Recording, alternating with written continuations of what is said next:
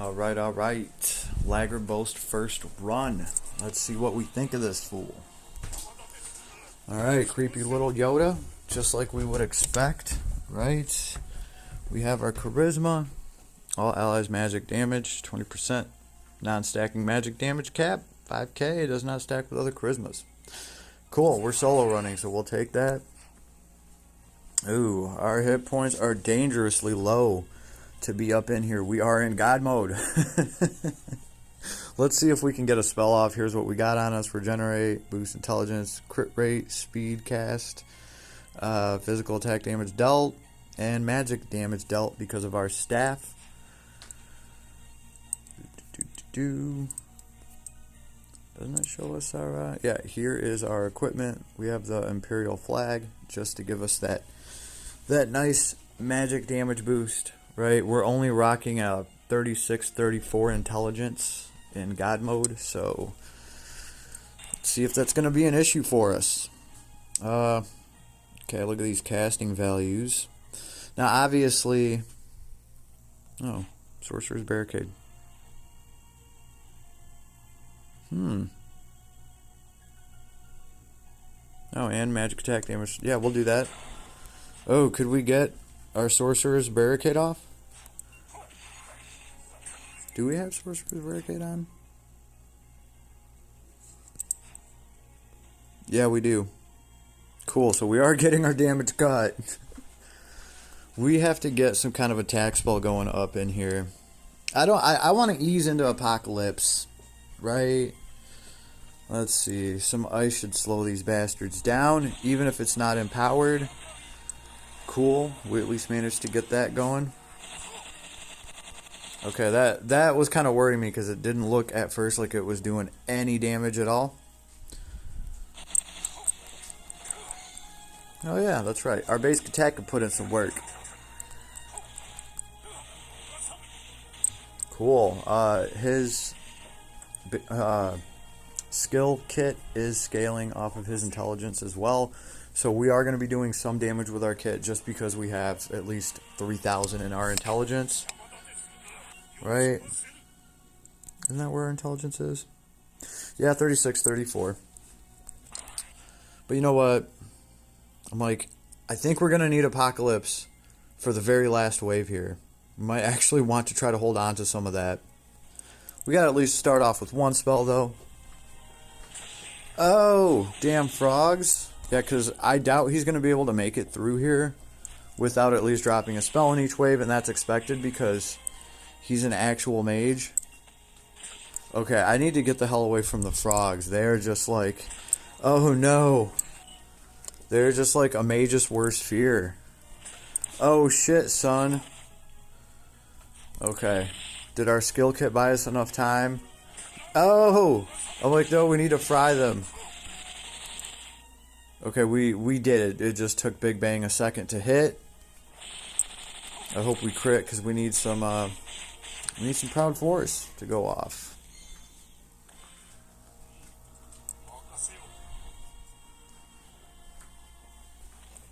Okay, I don't think we have any room to mess around here. I think we're just gonna have to go straight into Apocalypse and pray. There we go, that we can get one of them off and run. Run, laddie. Oh, it didn't even do them all in. We must have got a low hit count. There's our beautiful S3. Let's drop our special. Perfect timing for that to go off. Oh, that's right. They gave him a lightsaber. Those sons of bitches. Why couldn't they give him lightning claws? Why can't we have at least a level of originality? No. You know what? Hey, that's right. We should have used our kit. We should have dropped at least 5 abilities, and we should have powered everything up. The S1's nice and quick, pushes everyone back. Cool, it's like a little predator missile. It just comes out of his shoulder, that's why I called it that. Here's the S3. It's just going to hurt everyone. S2, get away. And now we have an Apocalypse that we can throw that's going to be powered up if we can throw it. Oh, you son of a bitch. We might have to, I was going to say, we might have to buy a room with our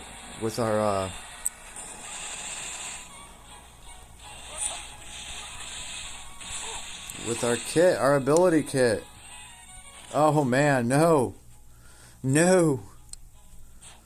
I don't think Sorcerer's Brigade is going to do anything for me now. You know what? Honestly, I have to say, it's not really the worst run for a new hero out of the box here. He's definitely going to be going through here just wiping everybody with one spell, right? And obviously, I knew I had to take him into some kind of god content just so that he just didn't wipe everything instantly. So this way, we at least got to play with his kit, and we did get to throw his special as well, his special procced. We did get to throw Apocalypse, right? We did get somewhat of a hit count. It did drain the boss down to half health and pretty much his minions. The last wave is the really difficult one, right? I probably could have just played with his kit and cleared one of the easy waves with his kit. I didn't know that. I didn't know his kit was going to do like any damage to any of them at all. But yeah, I probably could have just saved another 100 MP to throw another Apocalypse there. It also didn't look like we got a lot of hits off with our Apocalypse. I think it does, what, like 7 through 12 hits or something like that.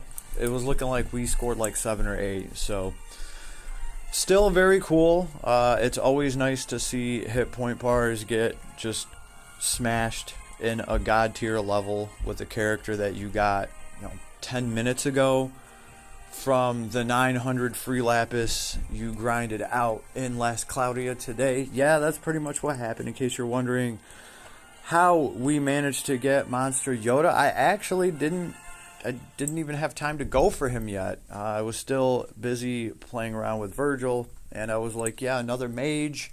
Cool, I have the arc. I really wasn't sweating the hero that bad. And I guess Adis was like, you know what? Go ahead and give him the hero because we need another review vid done. Maybe they just didn't think there was enough hype or something. So clearly the algorithm rigged it so that as soon as I went in there and just did any pulls at all, Yoda came right down.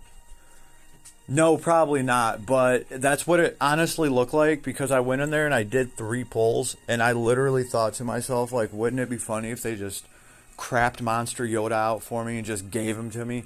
And literally, as I was thinking that, Kyle ran up and slashed into a red orb. Like, it came up red already, straight out of the summon gate. Like, no, there's no doubt in anyone's mind, you're getting a red orb here, sir. And I was like, oh, these never really go well for me. Anytime it's been like a red orb out of the gate, it's always like some off-banner thing. And that changed today because, well, it wasn't on banner. It was Monster Yoda. It was his new ship form. And I was like, oh snap, Adis must really want a review on this hero. So that was me running him out of the box. We just got him. Let's see. Let's take a quick look-see. Where's that creepy little man hiding? There he is.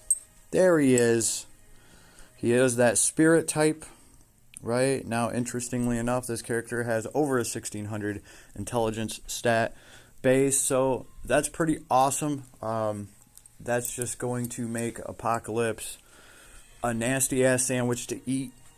Really, that's what it's going to come down to. He's just going to be using the shit out of that.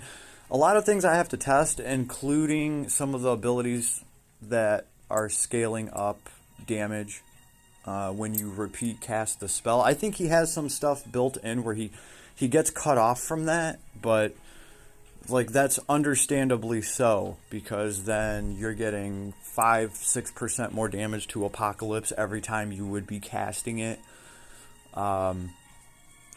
Yeah, that would be insane, right? As long as you power your spells up in between each cast of your spell, because this guy needs to throw at least 5 of his abilities to get his maximum damage boost to spells. So actually, on that last wave there, I shouldn't have cast Apocalypse right when the map started on the boss wave. I should have thrown my kit real quick. I should have thrown up 5 of his abilities, and then I would have gotten a huge damage boost to my spell.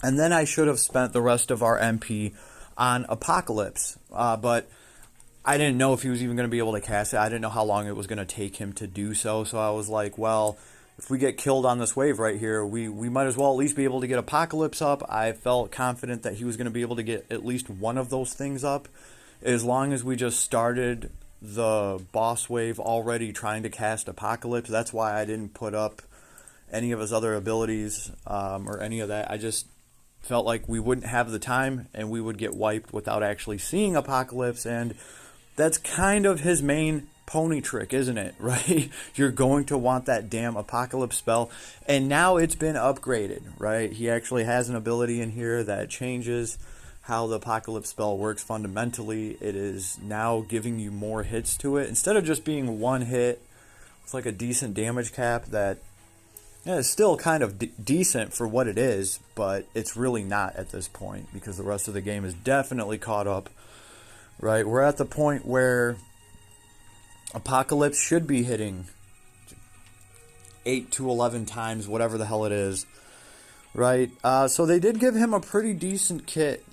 That was one of the things that I was worried about this character a little bit, is like, what if his kit blows though, and it just becomes like such a pain in the dick to set him up to actually use these spells? You know, that's really not the case. That S1, that S1 just looks like you could get a bunch of them off real quick, right? Medium area, long range. Yeah, the S2, I think the S2 you're always going to be able to throw because it's a long range attack, so you're always going to be able just to throw one of those out there. Because I think, like, kind of the problem the other form of Yoda has is he's not really throwing projectiles with his abilities kit. He's actually literally trying to smack you with a staff. So that kind of becomes a pain in the dick when you're trying to cast something and you're like, oh, I just need to run up and smack you in the face with my staff a couple of times and throw my S1 and do like some cool Yoda. It was like they ripped that Yoda off of the Star Wars movie where he's doing all the damn backflips and fighting with the lightsaber. Because that's literally what they wanted you to do with his S1 and his S2. And then they wanted you to stop, and wherever Yoda lands, which is going to be like right next to the enemy because you're like attacking them with a short range. And then you're like, he's going to start casting a spell. So what you would have to do is drop a bunch of abilities and then actually run him away.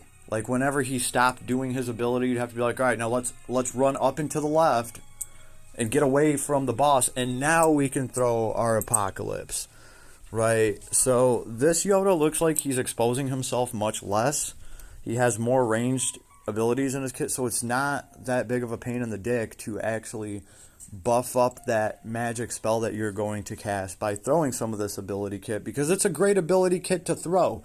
You are no longer using your magical staff as a fucking baseball bat because that is what Yoda was trying to do. Obviously, he has refined his fighting style, like, right? This whole, let's see, how am I going to put this?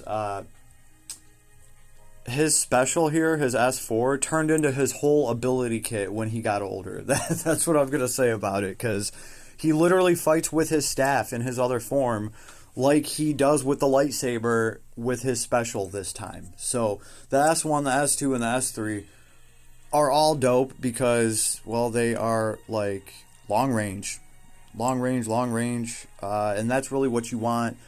His basic attack is great now because it is like a long range sonic boom thing that he throws from the bottom of his staff.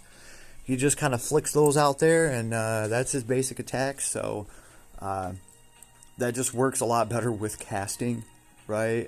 It's also the big complaint you guys hear me say about Ruto as a healer, right? A lot of times, if like auto is on or half auto is on, if I want Ruto to cast a healing spell and he wants to do a basic attack, and he's going to be like, okay, I'll throw that healing spell as soon as I'm done with this basic attack. Oh wait, I just have to run halfway across the screen to do it, right? And then your healing doesn't go off like you wanted it to, and yeah. Characters that are trying to to kind of stay back, right, and actually put buffs and effects on units or use spells, they want their basic attack to be long ranged. Because that way, if I tell Yoda to cast a spell and Yoda and the AI says, okay, Yoda will cast this spell as soon as he gets done with his basic attack. Okay, well, with this version of Yoda, his basic attack is a long-ranged little flick of the stick. So as soon as you tell him to cast a spell, he flicks his staff, he does his long-ranged physical attack, and then he goes into casting that spell. Well, the other version of Yoda would be like, okay, I'll cast that spell as soon as I'm done with my basic attack, except now my basic attack is me swinging this freaking stick. So I'll cast that spell as soon as I'm done running halfway across the screen and trying to punch somebody in the face, even though I'm a mage.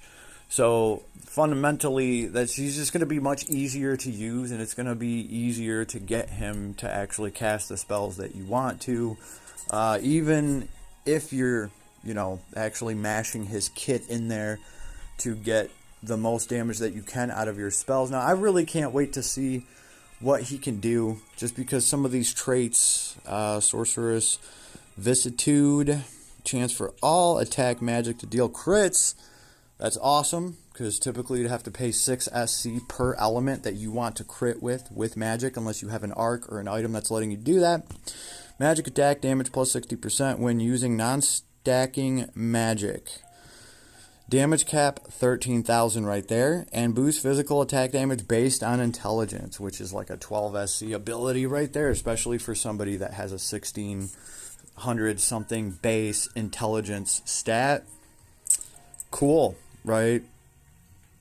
Physical attack damage. Yeah, it's not even basic attack, it's physical attack damage, which means all of these abilities now are scaling off of intelligence, right? So that's cool. At least that's what it reads like to me. If I'm wrong about that, someone please let me know. All right, moving on, we have Xenoglossia. When only weapon equipped is one staff. Skill and special damage 120%. So just like more than doubling the damage you would have done with your skills and your special is just awesome, right? Because you're going to be hitting with a pretty high stat because you're using your intelligence for everything. Everything's scaling off his intelligence because of Sorcerer's Vicissitude, right? And now you have your skill kit, which is scaling off your highest stat, and now your whole skill kit just does 120% more damage. So you're literally doubling the damage that you do. So that you're more than doubling because of that 20%. So yeah, and then you're getting 6,000 more to damage cap plus your other 13,000 that you're getting. You're at 19,000 damage cap right there. Whenever using skills, stock magic power and boost damage cap of next attack magic used. Max 15,000 more at 5 times, and attack magic is when attack magic is cast, recast the boost amount, right? So in between each spell that you want to power up, you're going to want to use 5 of his abilities. It's going to give you up to 15,000 more to your damage cap. That's just awesome, right? So we're going to have to see how that all actually plays out. It's looking like it's going to be pretty damn good, though, just off of his traits alone. How easy his abilities actually are to use, the fact that everything scales off of intelligence, and the fact that these abilities are going to also be powering up the next spell that you throw. I still have to test out the scaling stuff, obviously. It's pretty much saying it's not going to work. I don't think spell linkage is going to work on this guy. Leave me a comment, let me know if you've already tried it, maybe save me some time. Right, now as far as gear that I put on him, just right off rip, I gave him the Imperial Flag of Honor, just for that 20% to magic damage boost, right off rip, so that I can try to just, kill things with my one spell that I can afford to throw per wave. The Divine Law of Catelyn Rune, I'm going to leave this on because it's continuous MP regeneration effect. Yeah, it's just there for the MP, not bad defensive stats either for a robe. The Crown of 8 Spirits, because of the MP and the damage from fire, ice, earth, and thunder attacks, minus 20%. I like that 20%. And, you know, he's paying one less MP. That all those little MP reductions add up to him maybe being able to... I mean, you guys just saw the battle we were just in. We were one spell short of clearing that. I wish we could say we were only a few MP, but it was still, we were one spell away, damn it. Cultist Pendant. It's an easy one to get. It's a 5-star item from way back in the Dizzy. When using dark magic, damage 15%. But really, I'm here for the attack, magic, casting speed plus 30%. Now, I think he has some stuff that caps him at like 40% max is what you're going to be able to get, right? Actually, it's probably, looking at his tree here isn't the easiest way to go. So I have like most of his stuff here. We're just going to point out some specific things. I don't have all of his spells. There's really no point to go into the spells. We know what Absolute and Zero and Big Bang does. These are spells we've had. Apocalypse, very powerful non-attribute attack to all enemies. Damage cap, 990,000 is the damage cap on that. But remember, we have an ability that, you know, makes that spell better. So we have Sorcerer's Barricade. We use this. It gives you a buff to cut damage from enemies based on your mind. When set, magic attack damage plus 10%. So that's really what you're going to want to activate this for anyway. Like, this is giving you 10% more to your attack magic damage. It's going to stack with other things. Right? And you're getting your damage cut from enemies for a set amount based on your mind. Very cool custom ability that we haven't seen yet. Right, we saw the charisma that's going to make all mages just do 20% more magic damage. So just off of that staff, plus wise charisma, plus sorcerer's barricade, that's 50% more magic damage right off rip. If I just throw the charisma up and the sorcerer's barricade, right, and the 20% that I'm getting from the staff that he's holding. All right, we have just like MP up, magic up, arcane up max, which is really cool, intelligence, and MP 15%. Nice percentage. 30% ability right there. All right, even magic up max is only half of that. Got a little bit of crit too. I really wish they would have gave him the crit 3 instead, because that's like the 8SC one. But hey, we got auto critical, auto advanced magic circle, auto recast, some of the stuff he comes with. Sorcery awaken. When close to death, very greatly restore hit points, intelligence, defense, mind 50%, boost movement speed, just so you can get away and try to cast your last spell. And Moonlight at max hit points, intelligence plus 30%. That's really dope. So you're going to want to make sure you're fully healed up before you throw your apocalypse spell, right? Like when you're trying to cap on a spell that does 900,000 cap damage, you're going to want to make sure to have as much intelligence as possible so you can actually hit that cap. So Moonlight 2 is going to give you a huge intelligence boost just from being at full health, right? You might be able to take Moonlight 1 with it. Obviously stack those together since you're already going to be doing it. So we got Ardor for free. Here's where the good stuff comes in, right? High level magic chant, 20% to the cast speed. Ultimate casting. This is a really, really good one. Non-stacking magic attack damage, 200%. Damage cap, 40,000. Plus the other, 30 he's got in the rest of his kit. Enemy mind, minus 25% and deal damage. Non-stacking magic uses MP, 150%. And casting speed boosts are halved. Casting speed cap, 40%. So if you have an 80% casting bonus to your cast speed, that's the max you can have with this guy, because it's going to cut it down to 40, and that's as much as you can have, pretty much. That's where they're capping you. Casting speed cap 40%. So your casting speed is halved, which means effectively to be casting as fast as you could be, you want to be at a plus 80% cast speed bonus, and then that'll cut that down to 40, and you will be at your cap. And that's as fast as he'll be able to cast spells. But look at the freaking damage bonus and the mind minus 25%, deal damage, and attack damage 200% bonus. For the low price of only 150% more to the MP cost. there is some gains there. Ultimate casting is pretty effing ultimate. Sorcerer's Wisdom 2.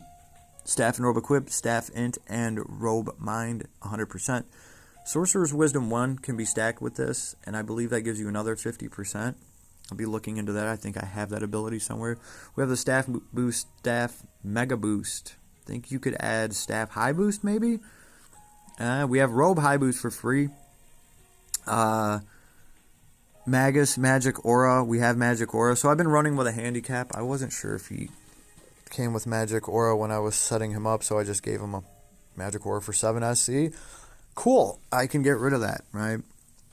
Attack Magic uses... Yeah, I could take 7 SC of MP now instead and have one more spell to throw. Yeah, Attack Magic uses 50% more MP for damage 75% and damage cap another 5,000, right? On top of the 40,000, on top of that other 25 or 30,000. We're getting up into some pretty decent damage cap. Convergence. When taking lethal damage from an enemy, spend 2% of the damage as MP and survive with 1 hit points. So this is just like Auto Potion, and this is just like what Sheeta does, and how Maja can stay alive using his MP pool. Of course, once you run out of MP, as you guys saw, you will die, right? So if you don't have 2% of your MP, you can't get another life. But this is really an amazing ability. It's so nice that he has this. Zeradum, absolutely ridiculous when magically attacking. Boost damage proportional to closeness of the enemy. Max plus 50%. So if you can get close, you can get a huge, huge damage cap just from standing next to the enemy while you're casting your spell. And for some fights, it's going to be really good.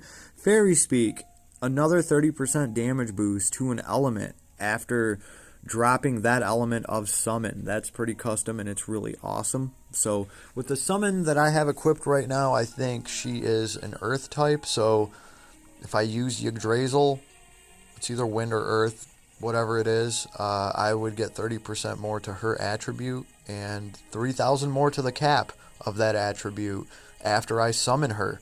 So that's pretty cool if you want to drop some elemental magic bombs. Just, if you want to actually use him as an elemental mage and maybe stay away from his apocalypse based on what you're doing, well, you bring a summon beast with you that's like the same element that you want to do damage in. Right, so if you want to use him as a fire mage, you would bring Ifrit with you, and when you're ready to dump his fire magic damage, you would throw Ifrit, and Ifrit would actually, on top of doing what the summon does, he would give you fire damage plus 30% and damage cap plus 3,000 to fire attribute. From my understanding of it, just very nice, very manipulatable, and it says the damage this bonus continues until incapacitated. So that buff stays on you for the rest of the fight until you die.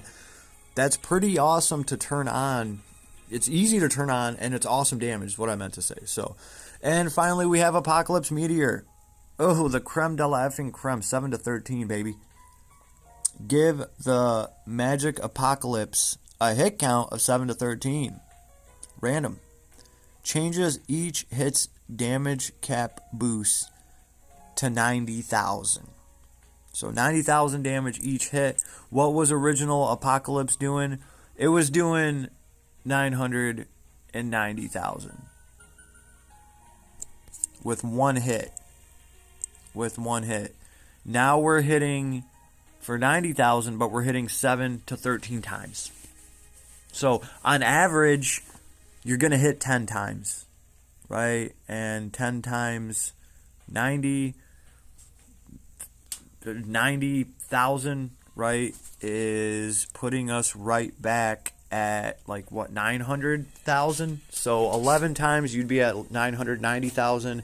So if you score 12 or 13 hits, you're going to be doing more with Apocalypse than 900, and you're going to be scoring over 1 million damage. As long as you actually score 12 or 13 hits. That's the way that I'm looking at it. It's still just a ton of damage and damage cap cut up however you want to look at it. It doesn't matter. It's still a fuck ton on top of all the huge bonuses that he has, and 150 or 200% more damage for 150% more MP cost, and then another 50% damage for some casting speed, and then you're getting... It's just, there's so much damage boost that this guy has, yeah, he's insane. Right? And all of those caps and everything are like universal. It's not like he has, oh, you get another, 20% damage to fire, and then you get 30% damage to ice. No, all of his damage boosts just go to everything. As far as I can see. So whatever element he decides to use, it's going to be empowered, just as empowered as he is as a whole unit. And he's going to be able to crit with that. You don't have to spend any SC bringing any actual crit abilities for different elements, right? And then he obviously has that freaking Armageddon spell, Apocalypse. So freaking awesome is what he is. No surprise, no surprise. So, hope you enjoyed, right? I definitely enjoyed running him fresh out of the box. He is definitely the preferred mage for me in this game, just because I like his little character design so much. I've just always thought he was awesome. I was wondering how long it was going to take them to kind of bring him back out into the fold, because I think he is one of the coolest Last Cloudia Beast characters. I just like his little design. He's just funny. I think they gave him creepy, evil little eyes. And he's still technically a good guy, so we're like going against the grain there. So that, to me, is just a fun, edgy little character. Way to go, Adis. Gotta give him some props for those creepy little red eyes. Anyway, if you guys enjoyed a little bit of my work today, then feel free to, I don't know, like sub and show some support, stuff like that. And as always, have an awesome day. I'll see you on the flip side.